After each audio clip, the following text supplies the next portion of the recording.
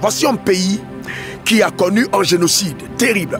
Près de 1 million de personnes ont perdu la vie ici au Rwanda. Mais aujourd'hui, quand vous visitez ce pays, c'est un pays bâti, un pays où il fait très bien vivre. C'est vraiment incroyable. On a la peine à croire que le Rwanda a été ce pays-là qui est passé par un tel génocide. Mais quelles sont les clés qui ont permis un tel rebondissement, qui ont permis une telle explosion? Cette vidéo, c'est vraiment pour t'encourager, surtout si tu as connu des traumatismes dans ta vie, des échecs et tu as de la peine à te relever, tu as la peine à rebondir. Je suis venu en visite au Rwanda, ce n'est pas la première fois.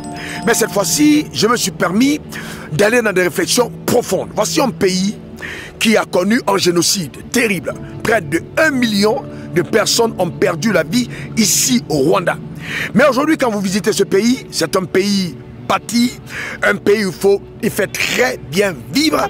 C'est vraiment incroyable. On a la peine à croire que le Rwanda a été ce pays-là qui est passé par un tel génocide. Mais quelles sont les clés qui ont permis un tel rebondissement, qui ont permis une telle explosion? Eh bien, en étudiant ces clés, je voudrais aussi te permettre de les découvrir individuellement.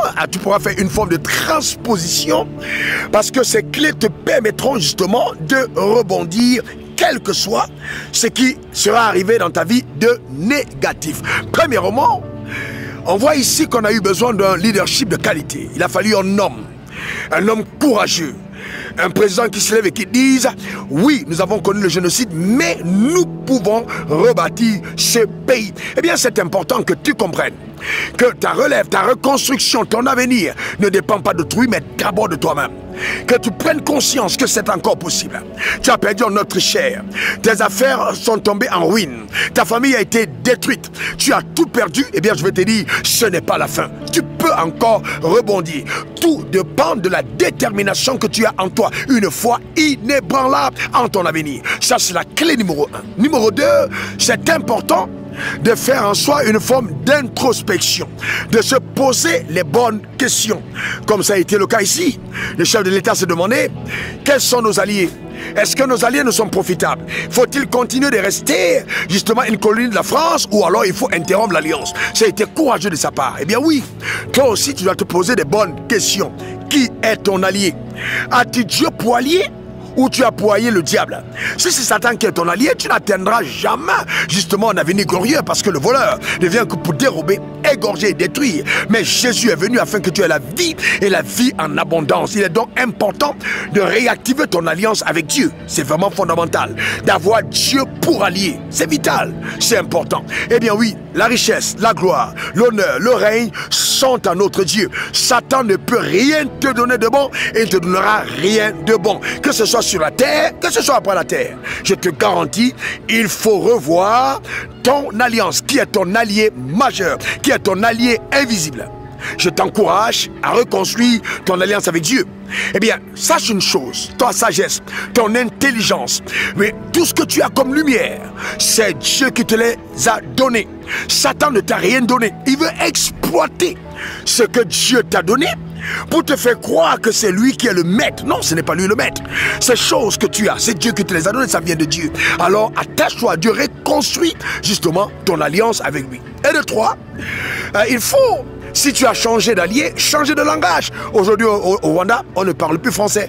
La langue officielle, c'est l'anglais. Eh bien oui, le drame de beaucoup de croyants, c'est que nous reconstruisons une alliance avec Dieu, mais nous continuons de parler le langage de Satan. Eh bien pourquoi?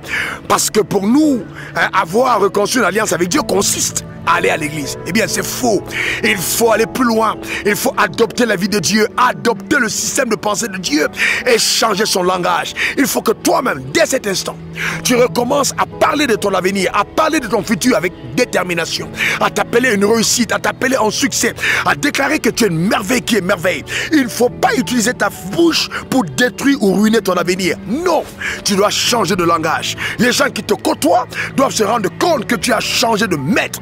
Ne sois donc pas comme des personnes qui clament appartenir à Dieu, mais qui passent leur temps à parler en langage négatif. La négativité n'apportera rien de constructif à ta vie. Non, il faut changer de langage.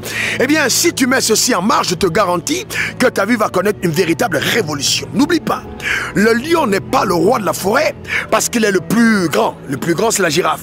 Pas parce qu'il est le plus costaud, et là c'est l'éléphant. Pas parce qu'il est le plus rapide, mais là c'est le guépard.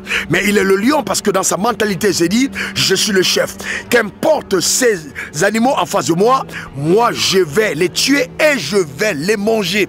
Et il y arrive. Simplement pourquoi? Parce qu'il s'est dit en lui-même, personne ne peut gouverner cette forêt si ce n'est moi. Et donc c'est important pour toi-même de te dire, je ne quitterai pas la terre sans faire un impact remarquable. Tu n'es pas venu sur terre accompagner les autres. Il est important, il est vraiment important que tu aies foi en toi, que tu prennes des décisions qui importent. Ne sois pas simplement quelqu'un qui dise, je suis passionné. Eh bien, mets ta passion au service de tes rêves. Je te garantis, tu verras quelque chose d'incroyable arriver à manifestation dans ta vie. Que Dieu te bénisse et que cette semaine soit encore riche de grâce, de faveur, d'abondance dans ta vie.